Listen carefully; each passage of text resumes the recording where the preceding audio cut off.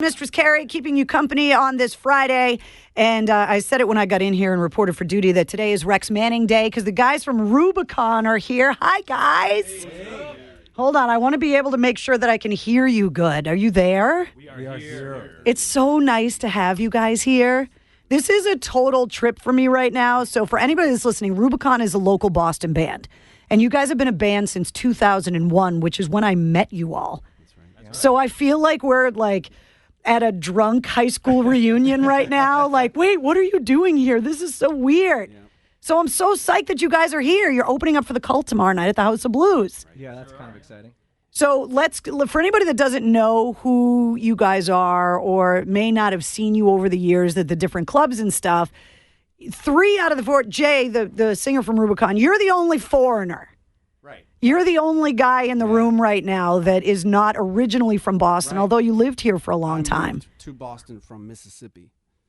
And, yeah, in search of musical opportunities. That was ages ago. Yeah, so when did you move to Boston from Mississippi? Now I'm going to date myself. 99. Wow. He was 4. And so, yeah. So 99 was before, the Boston sports scene kind of took back over, whatever. Right. The cultural shock of coming here from Mississippi, a little life-changing. Sure. Because we're kind of asses. Right. Well, it wasn't an enormous culture shock because, hopefully I'm a smart person. But the biggest shock was just weather. Yeah. And plus, for like the first 3 years I lived here, I didn't drive, so I just took the bus and the train and stuff. So it was like get up at 6 a.m. to go to work and sludge through 18 inches of fresh snow. And the rest of you guys all grew up here. So where did you guys grow up originally? Well, I was East Coast. This is Hugh, the bass player, and I was in Manhattan, actually. So That's where you're originally from? No, when did you? I thought you were always from here. No, so my parents always had a house in New Hampshire that we went to. It was like a kind of like a farm type place. So I spent a lot of time in New Hampshire, but I didn't get to Boston until these guys dragged me from Providence when I was in another band at the time. Oh, okay. But I would have given you way more crap in the day if I knew you were from New York. Why did I not know that? Keep that tight lip. Yeah. What about you guys? The Yankees aren't hugely popular in Boston. It's the unfortunate. This is Doug, the drummer. I'm also from New York. What? But I got here in 1993, which is when I met Dave, the other guitar player at Tufts. So, I've been here for over 26 years. Okay, so we are kind of in at this point. I guess I'm in at this point, yeah. I've got good news. This is Dave, the guitarist, and I'm born and raised. Thank you very much, Dave. Methuen, Massachusetts. You're a Methuen guy. Hey, I just want to let Bill know in the other room because he's controlling the volume that some people are telling us that they can't hear you good. So if he could crank the vocal mics up a little bit to make sure everybody can hear you. It's taken us 18 years to get you guys into the WAAF studio. I want to make sure everybody can hear you. Amazing. We did do Carmelita back in the day. Yeah, you came up for Bay State Rock a long time ago. And by the way, when you guys came in, you're like, where's Carm? Don't worry, she's still around. Bay State Rock, still doing it. Still doing it. So Rubicon started in 2001, and I think I met you guys like at the end of 2001 or early 2002. And like when you came in today, we were starting to talk about some of the old stories. Oh, man. And I was like, you know what? I don't even know which ones you guys were going to bring up, but like... Oh, there's some. There's lots. So when you guys started playing, where were you guys playing originally? Because a lot of those clubs aren't even open anymore. Right. That's true. Well, let's see. We played at Bill's Bar all the time. That was a great rock spot on Lansdowne Street. The Linwood. The Linwood, which is gone. Axis, which is gone. Now part of where you're going to be tomorrow night, part of House of Blues. Great. Full circle. TT the Bears. Yeah, TT the Bears, which is now Sonia's. Yep. The Middle East is still there. Middle East is still Paradise is still there. Paradise is still there. Right. And then a bunch of clubs out in we had a pretty big circuit. Yeah, so Fat Cat in Springfield, we used to play there all the time. Yeah, that's right. Is this the same Rubicon that used to play Loco Bazooka? Somebody just texted in. Oh, yeah. Yes, it is, baby. Yes, it is. That's awesome. Man, we had some great shows at Local Bazooka. Yeah, amazing. That was amazing so much shows. fun. I had my hand was broken for one of them, if you remember. Because we'd been playing And Dave got to Nails. meet Dime. Oh, got a 2 photo months of me and before Dime on my he got fridge. shot. That was the year that me and Mike Shue went up and sang "Walk" on stage with him, Damage Plan. and it was like Damage Plan. in the pantheon of rock and roll. Like you always say pics or it didn't happen. Like I have pictures of me sharing a microphone, singing "Walk" with Dimebag on stage. Like done. Yeah. Done. Check that off the bucket list. Yeah, exactly. So that is like as we've been going through the archives. Because can you believe that our 50th anniversary is coming up in 2020? Unbelievable. It's insane. It's like the rock and roll trifecta. Aerosmith is 50 in 2020. Judas Priest is 50 in 2020, and AAF is 50 in 2020, which is pretty. We're in good company. That's a decent So. group to be running. Yeah. So as we've been going back through these archives and okay, I'm warning you guys right now. I've warned every band I've come in contact with over the last few months. I'm starting to dig through the photo archives of the negatives and the developed photos that have never been digitized. So by the time that our anniversary comes around, I'm just warning you that there could be some weird stuff coming out. Love it. I'm just warning you because we don't know what. I hope there's weird stuff coming out. Oh, there's weird stuff coming out. By the way, did Loco Bazooka? When did that I mean, that was so amazing. as a local band to be in that. 2006 or 2007, I believe, was the last one. Those Yeah. are so cool. Yeah, and 03 it's, and 04. you guys know that as the industry has changed and as the business model of the music industry went from bands being able to just sell albums and make money and then tour for free, it's kind of backwards now, is that the music is kind of out there everywhere, but that the bands survive by going out and playing live shows.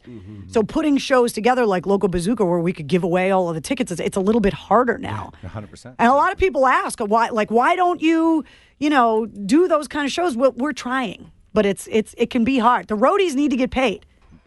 Pyro is expensive. That's right. That stuff is Unnecessary. expensive. It's necessary sometimes. Come on now. Lasers. We need all.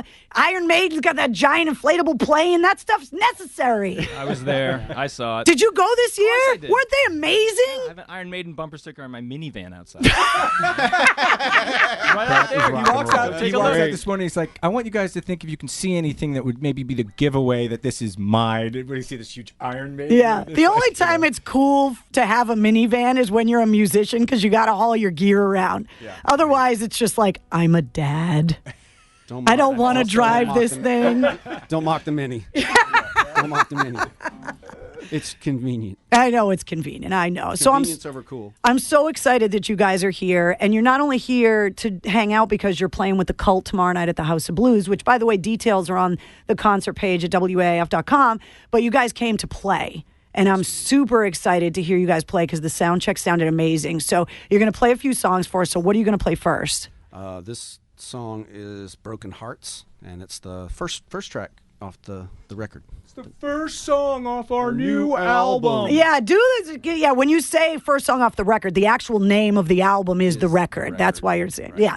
You guys have been around. We were talking about being a band for 18 years, and over the years, being in a local band is hard. And so there were times when you guys were just the suffering musicians, and then you took a break for a while, and now you guys are still a band, and you're releasing a national album. Now you're playing with the Cult and all that, but some of you have relocated. So I want to know what it's like to have a long distance relationship with your band members. It's literally like a marriage. I mean, it really is. Like you always say, oh, you're like married to 4 other dudes.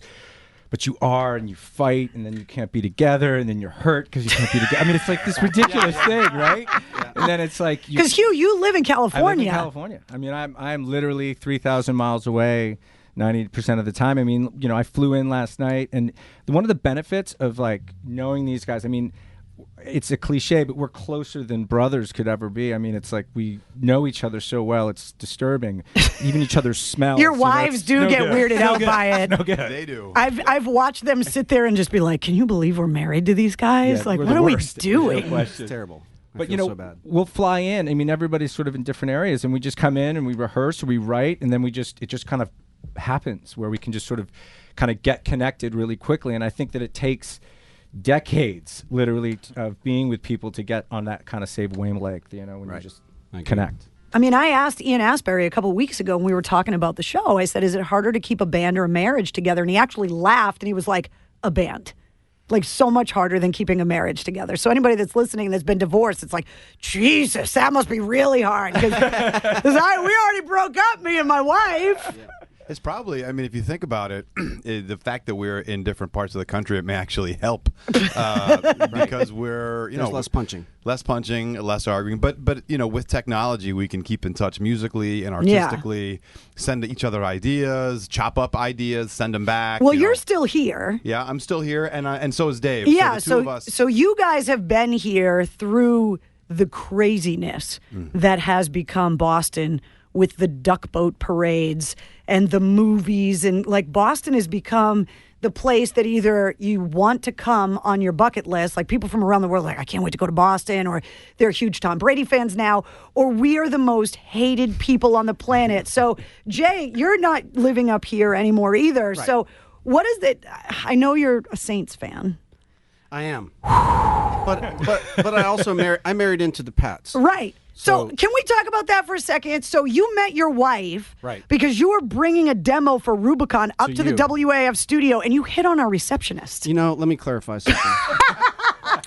something. I did not hit on her because I was too afraid to talk to her. You were a total wimp at the time. You were awkwardly flirting. Oh my gosh, I was just floored by how beautiful I thought she was. I mean, she looked like turkey dinner.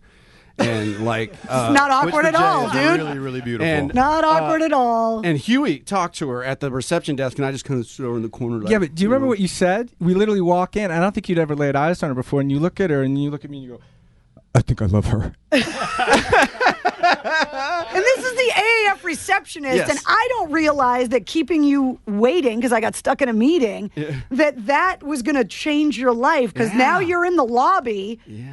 Awkwardly gawking at the WAAF receptionist. I didn't do anything inappropriate, just for the record. No, until later when you came in and you were like, can I have her phone number? Can you give me your number? And what I can't believe now is that I gave it to you. Because in this day and age, that's just not okay to do to somebody. Right. That's true. Yeah. Like, it's kind of awkward that you would. You got her permission, I think. Yeah, I did. I kind of asked her. I was like, hey, that guy thinks you're kind of. But here's the thing. Here's the kicker. She thought you were talking about Huey. Because those that can see this on video, Hobbit. Pointing to yourself. Eskimo supermodel. Yeah. You know what I'm saying? Yeah. Hobbit. With just a nip of Down syndrome. And so, like, I had to. It took me a year for the personality to win her over. But what's crazy is that to this day, you guys are still married. Still married. Yeah. And the love happens not in this building, but at the building across the street. Like, it's a WAAF marriage. It really is. There was a time at AAF around this whole era where everybody was banging. Like, everybody, and I'm not kidding, like, every year, all of the employees were going to another wedding of people that met at work. Sure. Like, there was a time where AAF was just this petri dish breeding ground where, like, everybody was dating and getting married and it was still kind of okay, and now it's like... Guaranteed you still got a couple of intercom marriages. Like, there are that are still here. Yeah. Guarantee it. And they're all, I think, still together, which is weird. So I guess if you're looking for love, you need to go to... It's a tie that binds. But you were also... AAF is joined together, let no man... Yeah, You also had some racy stuff going on late at night that might have gotten people kind of churning. I don't know what you're talking about, Hugh. Okay, this is a daytime, family-oriented educational program that I'm running here. I'm sure it was or is, but back then it was a little different. I mean, I remember leaving the studio one night, and this was probably, I don't know, circa 2001, 2000? We were getting into some weird stuff back then. And then you had two ladies in studio, and it got... awkward? Hot and heavy would be really the only way to describe it.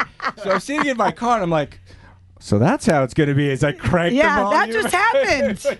What's going on here? All the guys used to brag about...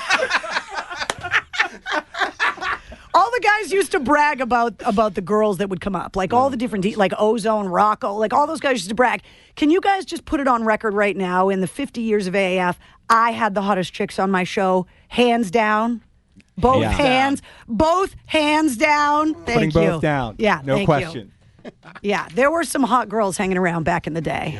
The Mantown calendar. Yeah, yeah, exactly. You are digging in the vault, man. Yeah, Mantown right? calendar. All right, before it gets too weird and we start talking about my photo shoots in the Mantown calendar, will you guys play another song? Yes. Yes. All right, so what are you going to play now?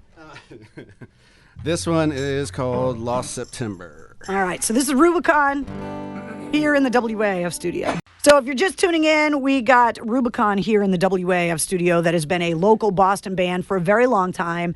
And with the release of your new album, The Record, there's a lot of crazy stuff happening with the band that I want to talk about because you've gone national now. Like Boston has to let you go a little bit and let everybody else kind of enjoy you now. A little bit. Yeah, but it's going though. So you're in town because tomorrow you're playing with the Cult. Right. And we were talking about like influential albums, and like Sonic Temple is one of those albums for me where it's just, I mean, you guys are playing with the friggin' Cult tomorrow night. That's crazy. I used to cover that band. That's like, how we feel about it. I covered it when I was a kid. I mean, it's crazy. And you go back and you listen to those songs and you realize, like, I mean, how many hits are on Sonic Temple alone? It's amazing. Yeah, front to back, genius record. Yeah, the thing about the Cult, and there's like not a lot of bands that you can say this about. I think Jane's Addictions is one of them, and Cult is that when you hear them, you go, "That's the Cult," and that can't be Yes. anybody else. Yes. You know what I mean? And that to me is the mark of a true creative force and a true like kind of giant. Where they're just that is their unique thing. That you found a new sound, right, and that's them.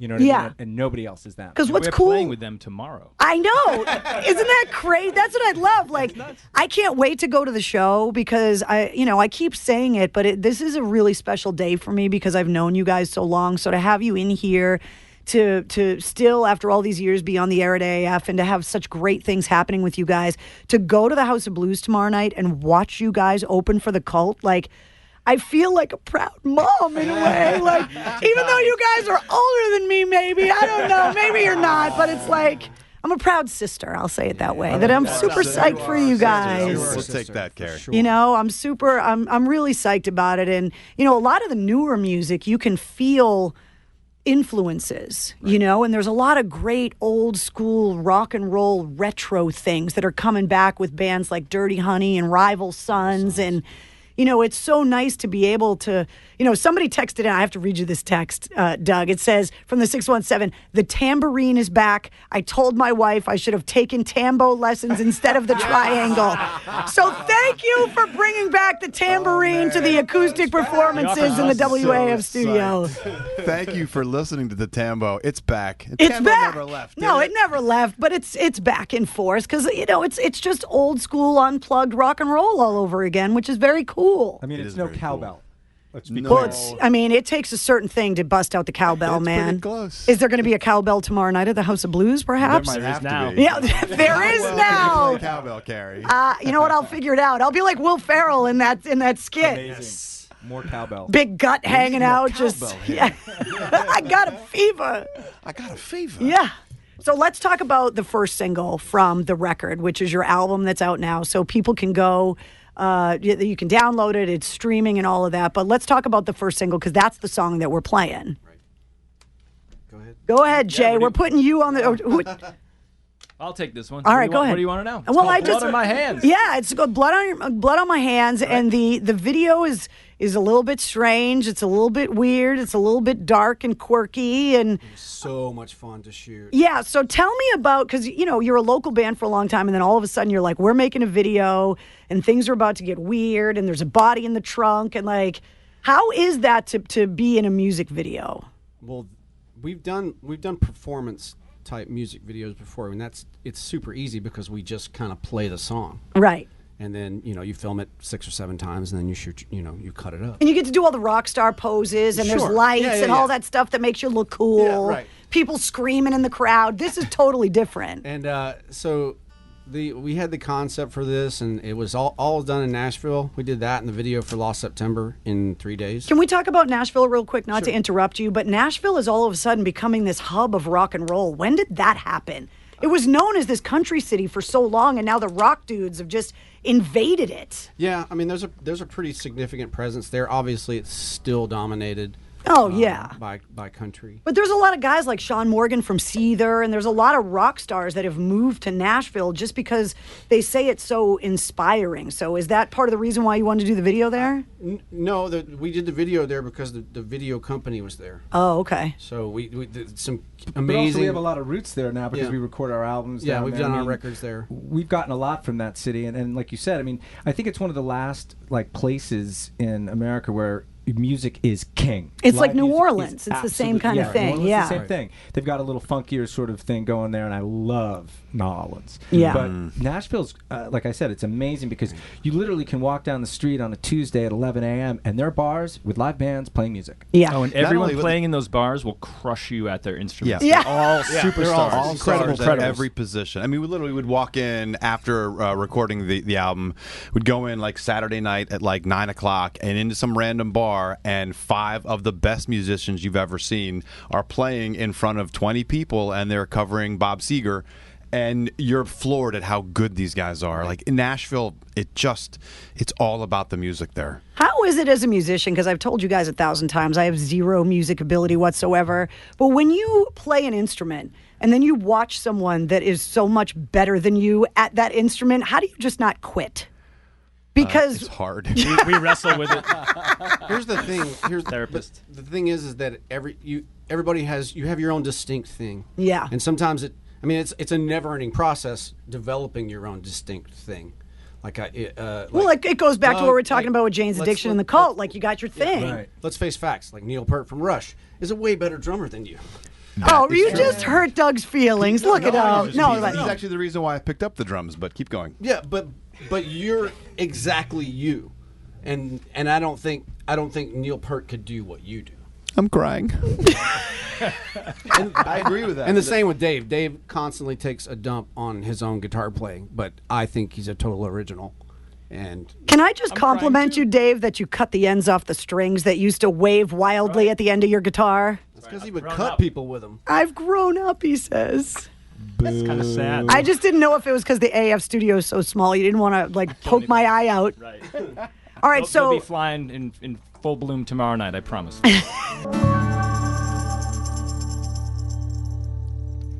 that extra tambourine right at the end. Thank you very much. That was for you, 617. The text line from the 508, this version is amazing. I love it. Unplugged. That was Blood on My Hands, the first single from the new Rubikon album, The Record.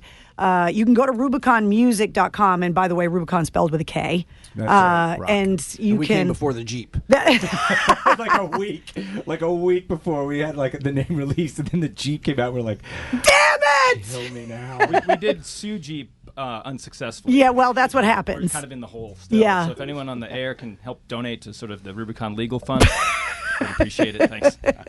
If you go to the concert page at WAAF.com, you get the details on the Cult Show tomorrow night at the House of Blues where you guys are playing. Thank you so much for coming in today. The honor was all So good to ours. see you. I'm so happy that you guys are doing so well. I'm so happy that the new music is doing so well. We're playing it here. Some people texting song to 97-107, which is what you do when you want to hear the last 3 songs we played. This isn't going to come up because you just played it live in the studio, but the original version that you should be requesting, Blood on My Hands, you can get us to play here. And then, of course, we'll get the videos and everything up for the performance up at WAAF.com. Yeah, you said something about when you were singing with Dimebag, Daryl and Damage Plan. How it was Listen, like, it's not really singing. It was more like, like that's not really singing. But you said it was sort of like check the box, and for us, like this has been something that like For dreams, like dreams for us. Like if we ever, when we were younger, it was like if we could just get on AAF, if we could just get on. I mean, that was like you guys were the station. It was the only place you wanted to be on, and now Still for us is. to be here, Still is. and doing it is like check the box. I mean, I grew up listening to AAF, so it's still to this day weird every once in a while that I come in and I get to work at the station that I grew up listening to. That's kind of the soundtrack for, my high school years and all of that. And the fact that this station for 50 years has meant something to so many amazing bands throughout the years. It's just as special for us. So it's very cool. I'm glad I got to check off something off your bucket list. And For sure. I do want to, before we get out of here, I do want to, because I was saying that I don't have any musical ability, and somebody from the 603, I'm going to leave you with this. They said, Carrie, it is not true that you do not have musical ability. You were killing it on the harmonica with Steven Tyler. So that is how I'm going to end this. Yes. Oh, yeah. My 45 seconds of glory, the one time I had musical ability here at WAAF. Okay.